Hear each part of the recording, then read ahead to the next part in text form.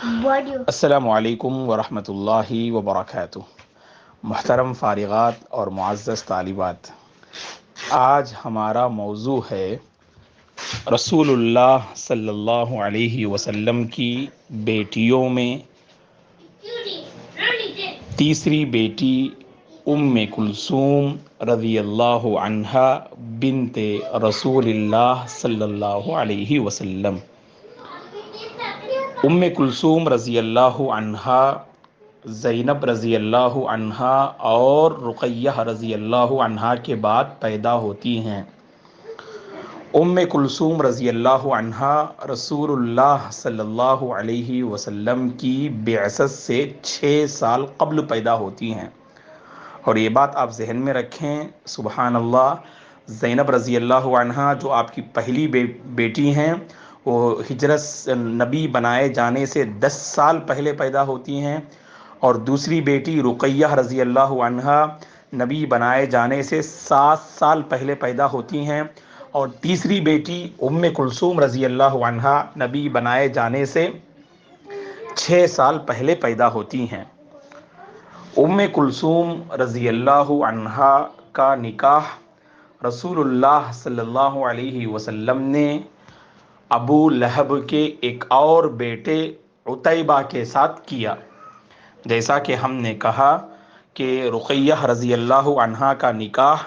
ابو لہب کے بیٹے عتبہ سے ہوتا ہے، اسی طرح ان کے بھائی یعنی عتبہ کے بھائی جو ابو لہب کا ایک اور بیٹا تھا جس کا نام عتیبہ تھا، تو عتیبہ کا نکاح کلثوم رضی اللہ عنہا سے ہوتا ہے۔ اور جب رسول اللہ صلی اللہ علیہ وسلم نے صفا کی پہاڑی پر کھلم کھلا آپ نے اپنے خاندان والوں کے سامنے اسلام کی دعوت پیش کی،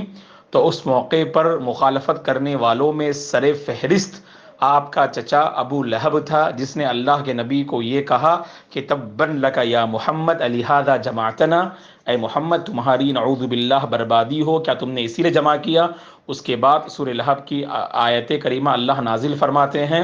جس میں ابو لہب کے انجام کو واضح کیا گیا۔ تو اس کے بعد یعنی اللہ کے نبی صلی اللہ علیہ وسلم کھلم کھلا دعوت پیش کرنے کے بعد جب کلثوم رضی اللہ عنہا اور رقیہ رضی اللہ عنہا جب اسلام کا اعلان کرتے ہیں، تو اس موقع پر ابو لہب نے اپنے دونوں بیٹوں سے کہا کہ تم اپنی اپنی بیویوں کو طلاق دے دو، تاکہ یہ تکلیف اور درد جو ہے ان دونوں کے والد یعنی رسول اللہ صلی اللہ علیہ وسلم کو اس کی تکلیف ہو اور اس کا دکھ اور درد انہیں پہنچے۔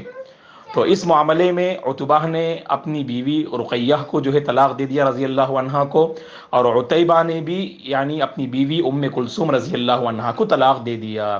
اور یہ بات اللہ کے نبی پہ بہت شاخ گزری، خاص کر کلثوم رضی اللہ عنہا کا جو شوہر تھا عتیبہ، جو ابو لہب کا بیٹا،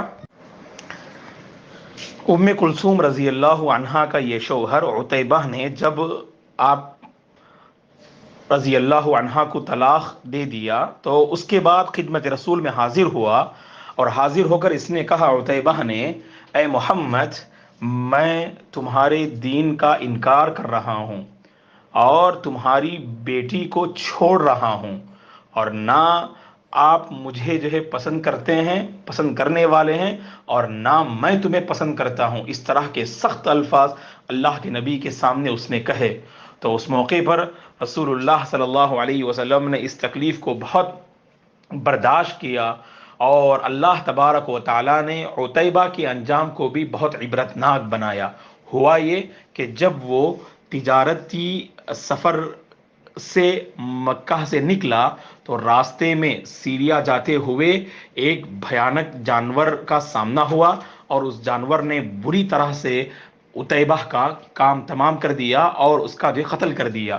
تو لہذا عتیبہ جس نے کلثوم کو طلاق دی اور خدمت رسول میں حاضر ہو کر آپ کو بہت ہی زیادہ تکلیف پہنچانے کی کوشش کی، اللہ تعالیٰ نے اس کے انجام کو بھی بہت عبرتناک بنا دیا۔ کلثوم رضی اللہ عنہا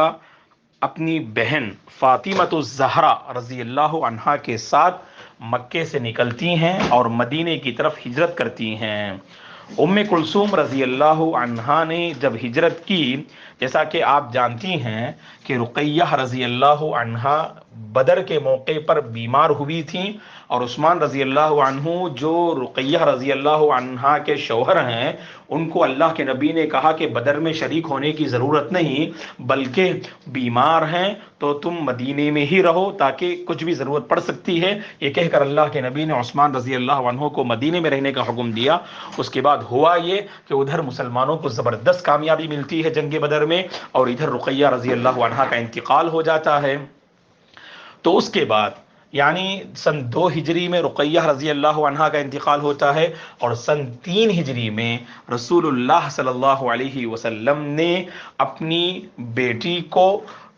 عثمان بن عفان رضی اللہ عنہ کے حوالے کرتے ہیں، جو آپ کی تیسری بیٹی ام کلثوم کو، اسی لیے عثمان رضی اللہ عنہ کو ذو النورین کہا جاتا ہے۔ یہاں پر وہ واقعہ آپ کو یاد ہوگا جب عثمان رضی اللہ عنہ کی بیوی رقیہ کا انتقال ہوتا ہے، تو عمر ابن الخطاب رضی اللہ عنہ نے اپنی بیٹی حفصہ کو حضرت عثمان کے سامنے پیش کیا تو آپ نے انکار کر دیا، اور حضرت ابو بکر کے سامنے پیش کیا تو انہوں نے بھی انکار کر دیا۔ تو اس موقع پر حضرت عمر رضی اللہ عنہ پریشان ہو جاتے ہیں کہ دونوں عظیم صحابہ دونوں نے آپ کی بیٹی کو انکار کر دیا۔ تو اس کے بعد جو ہے حضرت ابو بکر رضی اللہ تعالیٰ عنہ دراصل اس لیے انکار کرتے ہیں کیونکہ اللہ کے نبی نے ایک مرتبہ حضرت حفصہ رضی اللہ عنہا کا ذکر خیر کرتے ہوئے آپ نے سنا تھا اور اپنی رغبت کا آپ نے اظہار کیا تھا، اس لیے ابو بکر رضی اللہ عنہ نے اس جو ہے دعوت کو قبول نہ کیا۔ تو بہرحال اس موقع پر اللہ کے نبی نے ایک جملہ فرمایا تھا صلی اللہ علیہ وسلم نے کہ عثمان رضی اللہ عنہا کا نکاح حفصہ سے بہتر جو ہے یعنی عورت سے ہوگا،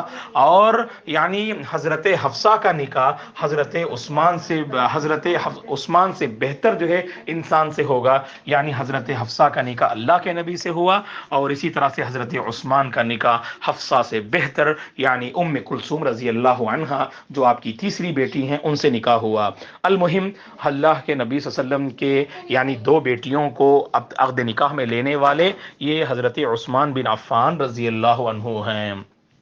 بڑی جو ہے یعنی خلیق اخلاق والی اور ملنسار، شکر گزار، عبادت گزار، پرہیزگار خاتون تھیں ام کلثوم رضی اللہ عنہا۔ جوانی کے اس مرحلے میں بھی عبادت کا ایک غیر معمولی جذبہ رکھتی تھیں آپ، اور آپ رضی اللہ عنہا بھی رسول اللہ صلی اللہ علیہ وسلم کی حیات طیبہ ہی میں انتقال کر جاتی ہیں۔ تو دیکھیے سبحان اللہ، زینب رضی اللہ عنہا جو آپ کی پہلی بیٹی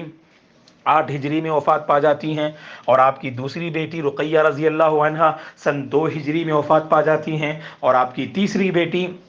ام کلثوم رضی اللہ عنہا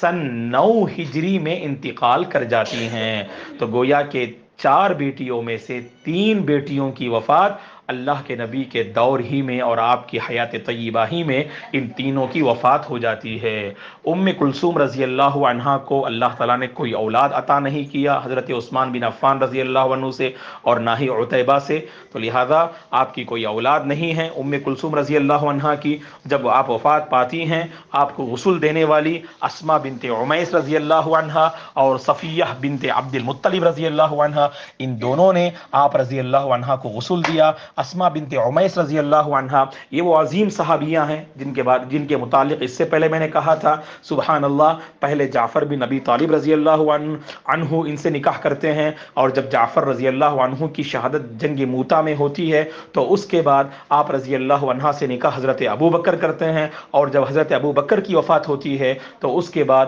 حضرت علی رضی اللہ عنہ اسماء بنت عمیس سے نکاح کرتے ہیں، اور اسماء بنت عمیس رضی اللہ عنہا کی وفات سن 30 پر 9 ہجری میں ہوتی ہے۔ وہ آپ کو غسل دیتی ہیں، اور غسل دینے والیوں میں صفیہ بنت عبد المطلب جو اللہ کے نبی کی پھوپھی تھیں، عبد المطلب کی بیٹی صفیہ رضی اللہ عنہا نے، اور اسی طرح سے اسماء بنت عمیس، ان دونوں نے آپ کو جو غسل دیا۔ اور قبر میں اتارنے والے حضرت علی بن ابی طالب، فضل بن عباس، اسامہ بن زید، علی بن ابی طالب، فضل بن عباس اور اسامہ بن زید رضی اللہ عنہم نے قبر میں آپ رضی اللہ عنہا کو اتارا، اور نماز جنازہ پڑھانے والے رسول اللہ صلی اللہ علیہ وسلم تھے۔ تو بہرحال آپ رضی اللہ عنہا مختصر سی عمر میں آپ کی وفات ہو جاتی ہے، جیسے رقیہ رضی اللہ عنہا بھی جوانی کے مرحلے میں اور آپ رضی اللہ عنہا بھی جوانی کے مرحلے میں، یعنی یوں سمجھ لیجئے آپ ہجرت سے یعنی نبی بنائے جانے سے 6 سال پہلے اگر پیدا ہوتی ہیں